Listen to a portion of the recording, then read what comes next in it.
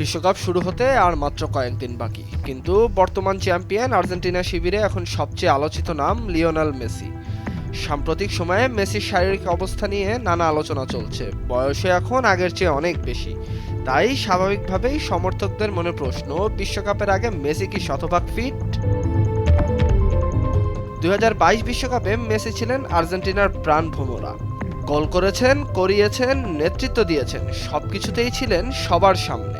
কিন্তু 4 বছর পর পরিস্থিতি বদলেছে। এখন আর্জেন্টিনার সামনে বড় চ্যালেঞ্জ মেসিকে ফিট রাখা এবং তার উপর চাপ কমানো। তবে আর্জেন্টিনার জন্য আশার খবরও আছে। হুলিয়ান আলভারেজ, এনদো ফার্নান্দেজ, অ্যালিস্টারদের মতো খেলোয়াড়রা এখনও আগের চেয়ে অনেক বেশি পরিণত।